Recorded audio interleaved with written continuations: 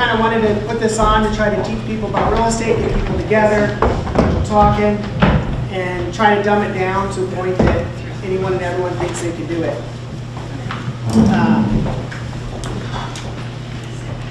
We've talked about different things. This is our 4th meeting. We first of all talked about really just kind of the urgency of getting into real estate, how it compounds over time.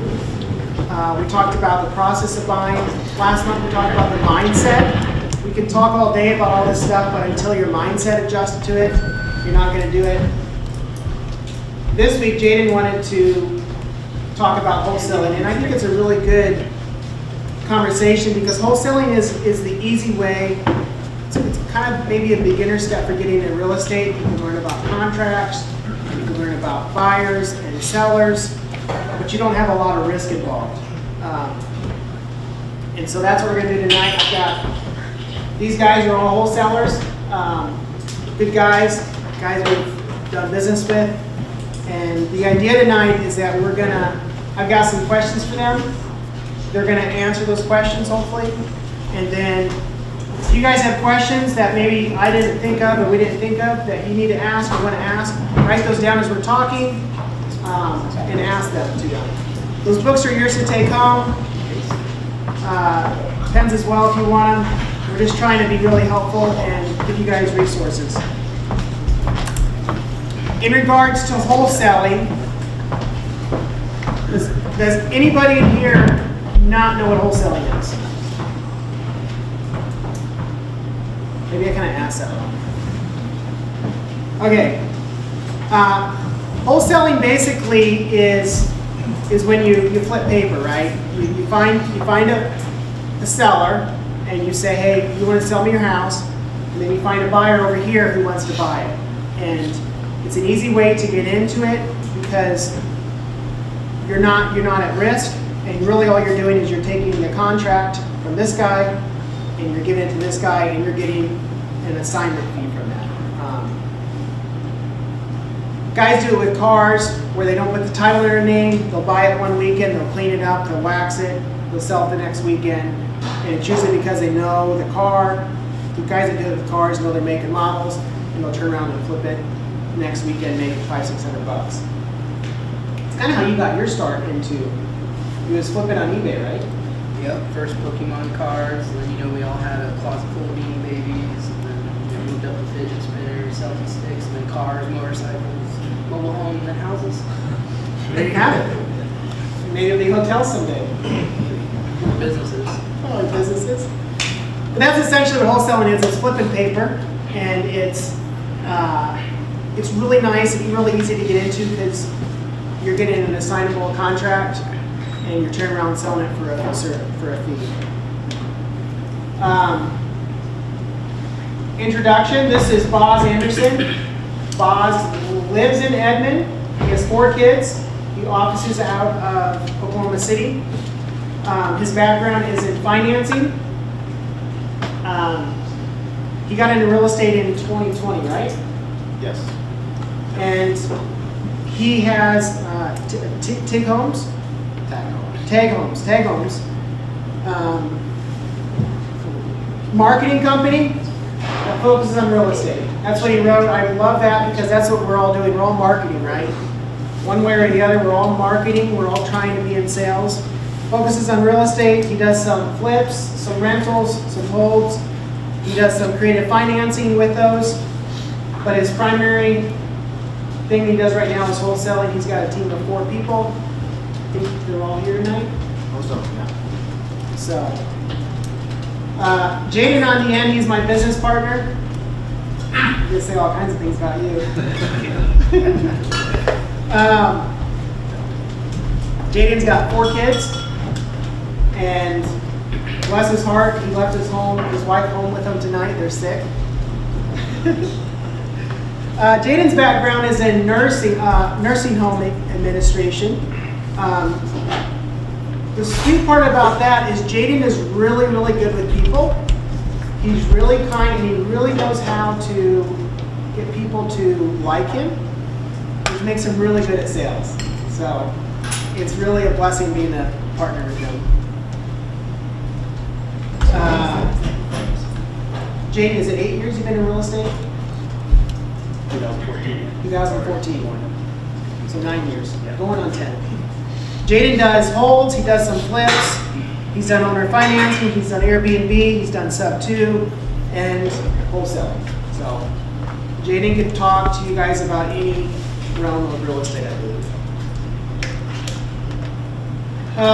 Next we have Jack Buys Homes. Look at that, perfect name. Jacqueline Klein, he's the owner of Collateral Investments. Cool thing about Jack is he graduated from Alaska. Was it Anchorage? In Anchorage, so he knows what real winters are like, right?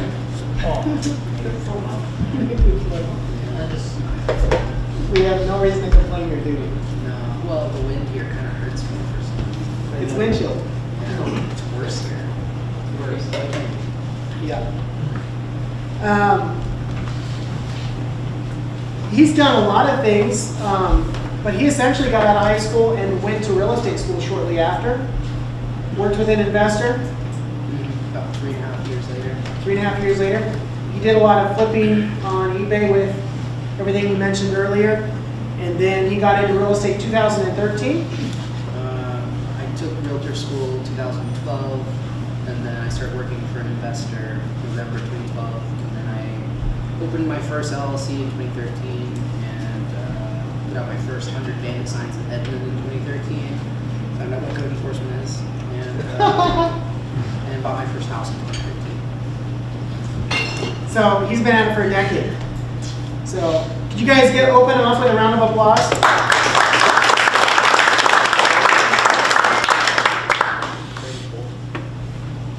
All right, so I've got a few questions for him. And my first question, and all of us have a different reason on this one, but it's why. Why wholesale? So I don't care what order you guys go in, but could you guys just share maybe why each of you guys got into wholesaling? I guess I'll go first. The main reason I got into it was, first off, I was tired of paying wholesaler fees. I got into wholesaling after I was an investor already. So when I first started investing, I bought everything off the MLS, or what real estate agents brought me, until someone assigned me a deal in Edmond. I think I paid like a $30,000 assignment fee, and I showed up and I saw it on the settlement statement. I was like, what is this? So then I started learning about it, and there's a couple reasons why I do it now. When you're wholesaling, you're dealing with people, and you find a lot of people that are in need, or they have a pain point. They have a pain point that they need to get rid of, whether that be probate, divorce, foreclosure, and you really can step into their shoes and help them out of a very difficult situation.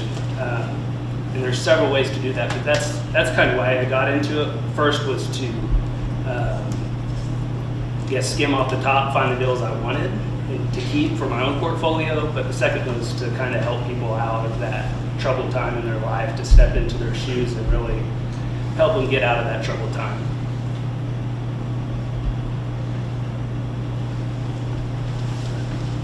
Me? Why did I get into wholesaling? Because I was broke. I didn't have any money to buy any houses or start or anything like that. Man, I had $300. I didn't go to college. I worked at Walmart for $8 an hour and I hated it. And then a friend got me to work at a prison. I was a correctional officer when I was 22. Did that for a year. An inmate told me to read a purple book, Rich Dad Poor Dad. And I moved from Woodward, Oklahoma to Edmond, Oklahoma in 2012? Yeah, beginning of 2012. And then I worked at 7-Eleven and I got fired for not IDing someone with more facial hair than me. And then I started calling all the bandit signs and all the first We Buy Houses signs and Craigslist ads before Facebook Marketplace existed. And I'm like, I want to work for somebody and just learn because I didn't have any dang money. Nobody wanted to teach me. Nobody wanted to train their competition. And then finally I went to work for this investor, and I didn't know that you could come to places like this and talk to people like this for free. I mean, this is gold. When I started, I thought it was like private events by invite only. And one time someone invited me and then they backed out and I got too scared and I didn't go for another 6 months. So delayed me. But anyways, I came to events like this and I saw these 3 young guys that were making $5 grand, 10 grand at a time, and that was like, I was making 20,000 a year. That was like amazing. And so I just wanted to be like them. And I started putting out We Buy Houses signs, and this realtor called me and said, I got a burnout. House burned in November. His mom passed in October, and we need 20,000. And I tried to negotiate, and she's like, "You not hear me, son? 20,000, and we're gonna list it." And so I brought it to an event like this, and I said, "Do you buy burnouts? Do you buy burnouts? Do you buy burnouts?" And someone pointed me to another person, pointed me to another person, and he said, "I'll take a look at it." And he went and looked at it, and he said, "Yeah, I can do something with it. What do you want?" And I didn't know how to ask for money back then. I didn't know that was a skill. And I was like, "Man, I can take it to my employer and make 1,000. I think you're more generous than that. Could you give me 2,000?" He said, "Sure." And a week later, I went and picked up a $2,000 check, and it took me like 5 phone calls in a couple hours. And I'm like, "Man, I'm making $1,000 an hour. I'm rich." And I went and looked at that check for like 30 minutes. I was just sitting there looking at it. I was like, "Man, this is gonna change my freaking life." And it did. Did you say an inmate told you to read Rich Dad Poor Dad? Yeah. Yeah. That's crazy. Yeah, he was just always reading books about credit and eBay, and I'm like, "Man, I sell on eBay. I like that. Why are you always reading books?" He said it keeps him out of trouble. And then he said his plan was to get out of prison, get a bunch of credit cards, use that to buy merchandise, and then sell it on eBay, and use the money he makes from that to put into real estate. And I think he got caught selling bricks of weed in prison, and he's, I don't know what happened after that. But, changed my life.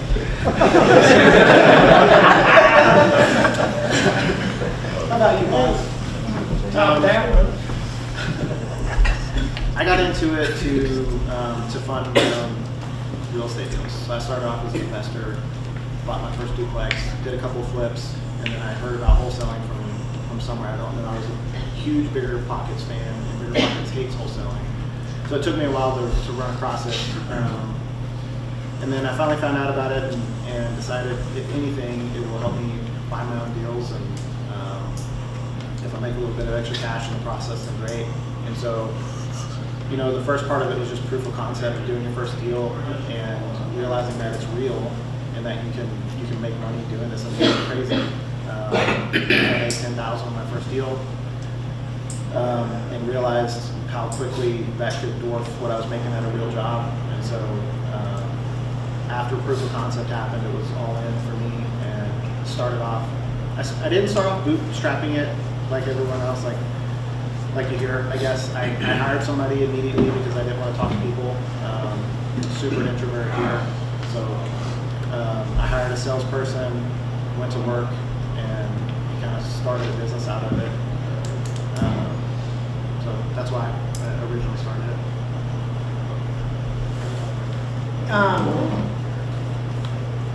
If you guys could give these guys advice, everyone out here, on how to start, what would you say? Because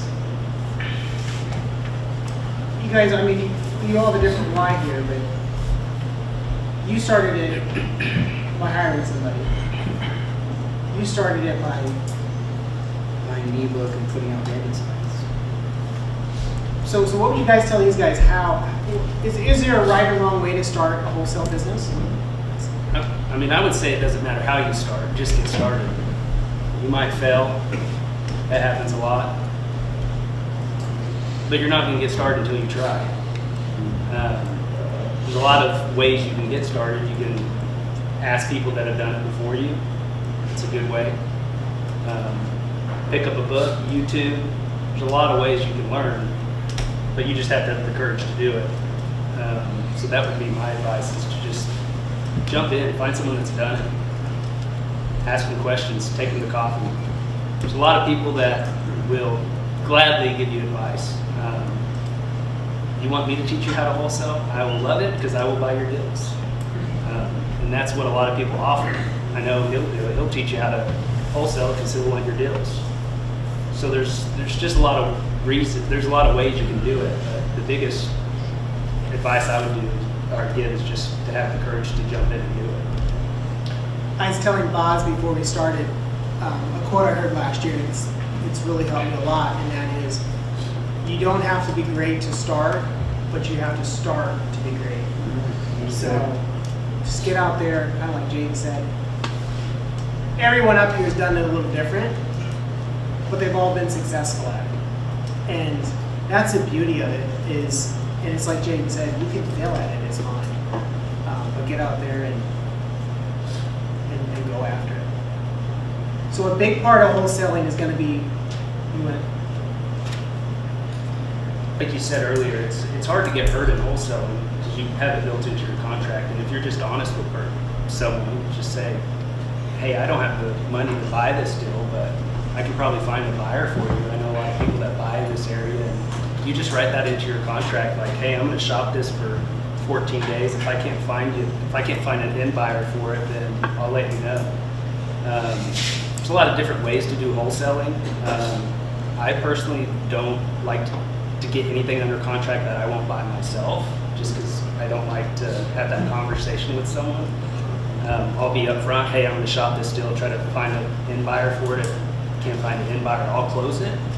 But a lot of people don't have that option to close at the end. So you just write that in your contract and you just be honest with the person, because you're dealing with people that are in a tough spot.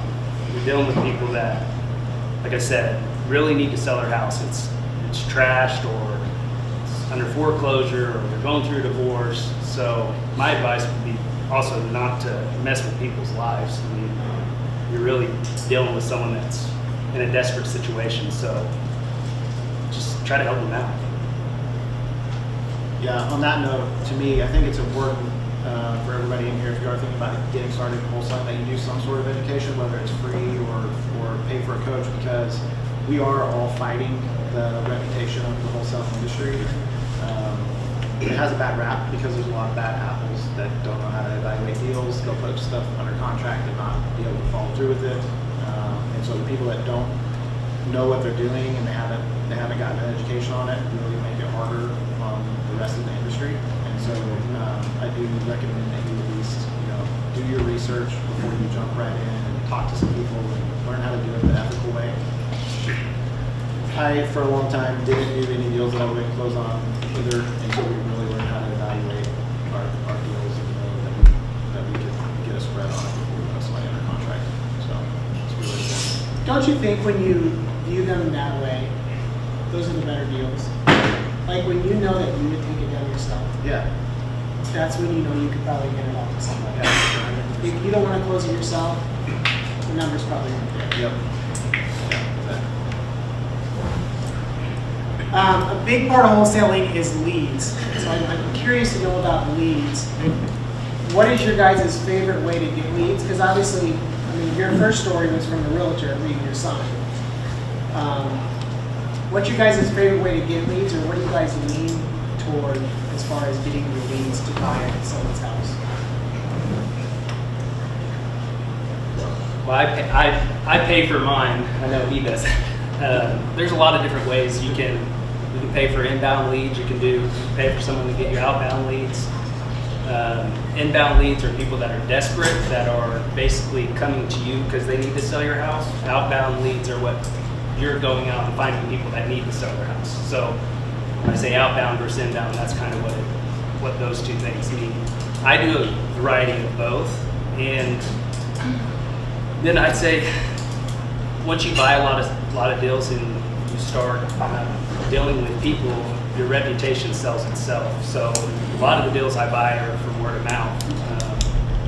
If you ask someone in Guthrie or Logan County, hey, I have a house to sell, someone will say Jaden Chapel will buy your house. And give him my number. So I know he doesn't pay for advertising, but I pay for it.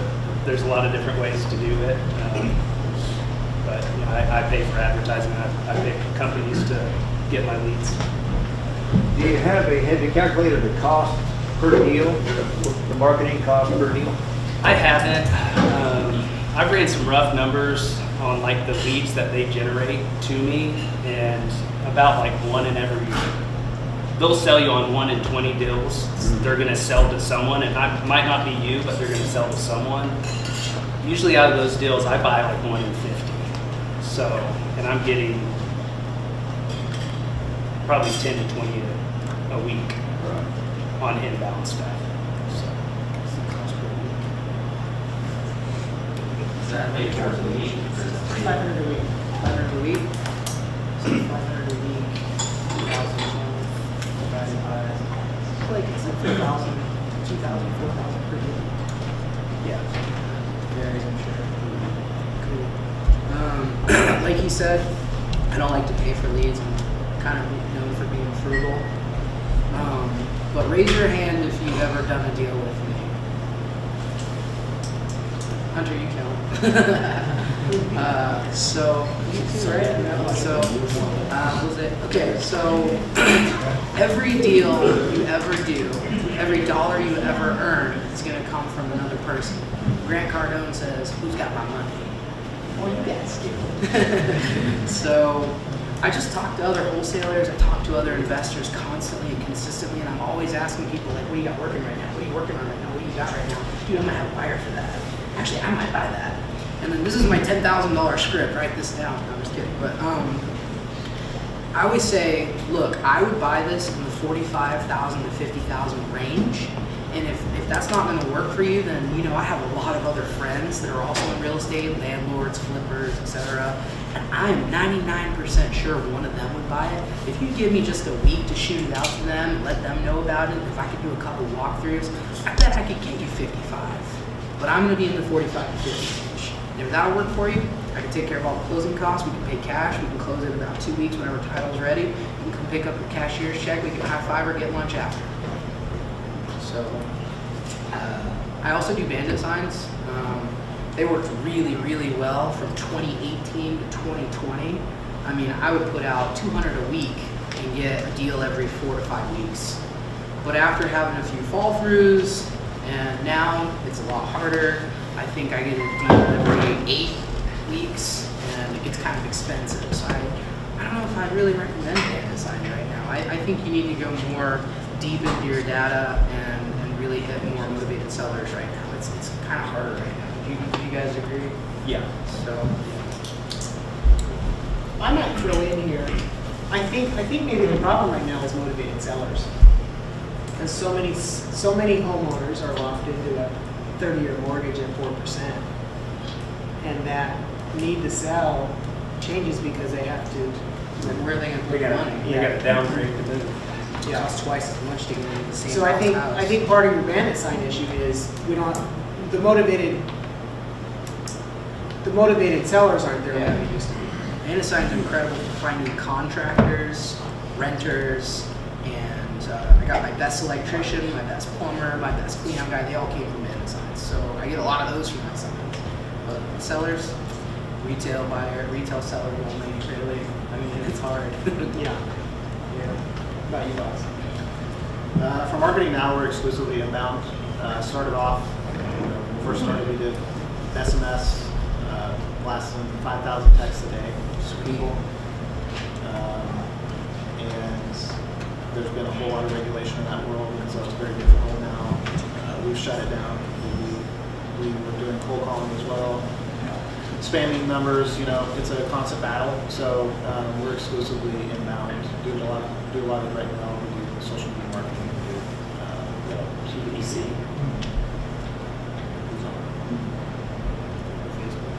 What's your favorite? Anything inbound is so much easier. You need less of a workforce. You have to build a team. If you're doing 5,000 texts a day, you have to have multiple people to manage that for you. You have to have people to take all the inbound texts and calls from people. So you can get rid of a lot of that and just deal with more motivated people that's inbound. So it's a lot less manpower needed. They're usually more motivated as well, so less junk to sort through. You try TikTok? Um, Sterling Phillips has a lot of